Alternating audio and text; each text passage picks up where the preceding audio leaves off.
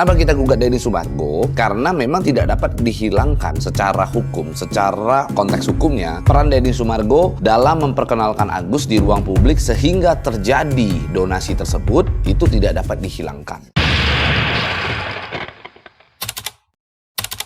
Dana donasi Agus Salim semakin menjadi polemik dan banyak melibatkan beberapa orang. Termasuk salah satunya adalah Denny Sumargo, selaku podcaster yang memfasilitasi terjadinya donasi kepada Agus Salim. Beredar info bahwa Denny Sumargo digugat oleh para kuasa hukum donatur. Berikut ini penjelasan lengkap dari Pablo Benua, selaku salah satu kuasa hukum dari para donatur. Ya benar ya, jadi memang kemarin kami itu sudah memasukkan atau mendaftarkan gugatan terkait dengan adanya dugaan perbuatan melawan hukum gitu ya ke Pengadilan Negeri Tangerang gitu. Jadi ini sebagai bukti daftarnya ya, ini tanda daftarnya bahwa secara resmi memang perkara tersebut sudah kami daftarkan. Jadi terkait dengan tergugat, siapa-siapa saja yang digugat di dalam persoalan ini, tentunya untuk tergugat satunya ada Agus Salim ya sebagai tergugat juga di dalam. Lalu ada juga Denny Sumargo. Mungkin dipertanyakan gitu, kenapa Denny Sumargo digugat gitu ya. Jadi gugatan ini sebenarnya tujuan adalah untuk kita menguji persoalan atau perselisihan yang selama ini menjadi polemik di tengah masyarakat. Kita uji melalui suatu bentuk peradilan. Itulah makanya kita lakukan sekarang gugatan tersebut. Nah, kenapa kita gugat Denny Sumargo? Karena memang tidak dapat dihilangkan secara hukum, secara konteks hukumnya, peran Denny Sumargo dalam memperkenalkan Agus di ruang publik sehingga terjadi donasi tersebut itu tidak dapat dihilangkan. Sehingga kami juga masukkan Denny Sumargo sebagai salah satu tergugat gitu di dalam persoalan tersebut ya. Denny Sumargo tuh orang luar biasa. Denny Sumargo tuh orang yang baik, orang yang hebat gitu ya. Dia menggunakan kebaikannya pada akhirnya bersedia membuka atau melakukan sebuah podcast dengan Agus Salim dalam rangka memperkenalkan Agus Salim dengan keadaan Agus Salim yang menjadi salah satu korban tindak pidana begitu. Dia membuka itu sehingga pada akhirnya banyak sekali orang yang menyumbang ke dalam. Banyak sekali orang yang akhirnya memberikan sumbangan tersebut atau donasi tersebut kepada Agus Salim begitu, sampai terkumpul hampir kurang lebih 1,5 miliar begitu. Ya memang ini menjadi suatu bentuk pelajaran. Hal itu bisa kita lihat bahwa Denny Sumargo juga akhirnya harus menghadapi resiko tersebut. Tapi itulah memang ketika kita berbuat baik terkadang harus sedikit ada konsekuensinya. Tapi itu memang sebuah konsekuensi dalam membuat kebaikan begitu. Selain itu juga ada tergugat yaitu Yayasan Rumah Peduli Kemanusiaan. Salah satu tergugatnya adalah Rumah Peduli Kemanusiaan, Yayasan Rumah Peduli Kemanusiaan, yaitu yayasannya Novi. Gitu. Kenapa kita menggugat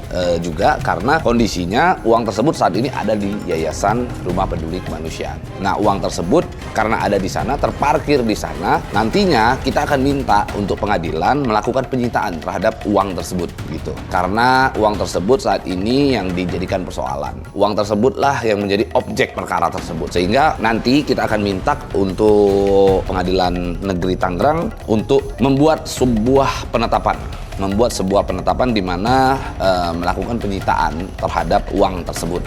Karena uang tersebut yang selama ini menjadi polemik.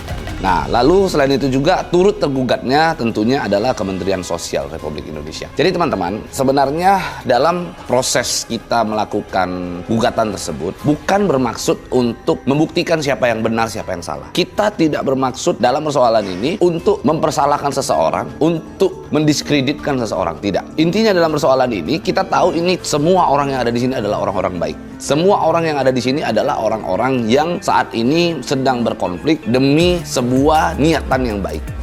Maka kami, para kuasa hukum donatur, ingin menyelesaikan perselisihan tersebut dengan cara mengujinya di dalam pengadilan. Karena secara konteks hukum, uang tersebut dihimpun atau digalang dengan cara yang perbuatan melawan hukum. Ada pelanggaran hukum di sana, di mana uang tersebut dikumpulkan tanpa adanya izin pengumpulan uang dan barang. Hal itu sebagaimana dimaksud pada Undang-Undang Nomor 8 tahun 1961. Dengan adanya gugatan tersebut tentunya akan membuka sebuah tabir di dalam persoalan tersebut akan menunjukkan bahwa perselisihan tersebut harusnya diselesaikan dengan melalui sebuah putusan pengadilan. Semua ahli hukum sepakat dengan hal ini, sehingga kami melakukan gugatan tersebut tujuannya adalah untuk menguji persoalan tersebut. Karena selama ini debatable, pihak Agus Salim punya versinya yang benar, pihaknya yayasan yaitu Novi punya versinya yang dianggap benar, lalu Denny Sumargo juga punya versinya yang dianggap benar. Karena ketiga pihak tersebut selalu berkutat di sana. Bahkan kami para donatur, kami para kuasa hukum donatur juga punya versi kami sendiri, sehingga yang paling layak untuk memutuskan adalah pengadilan.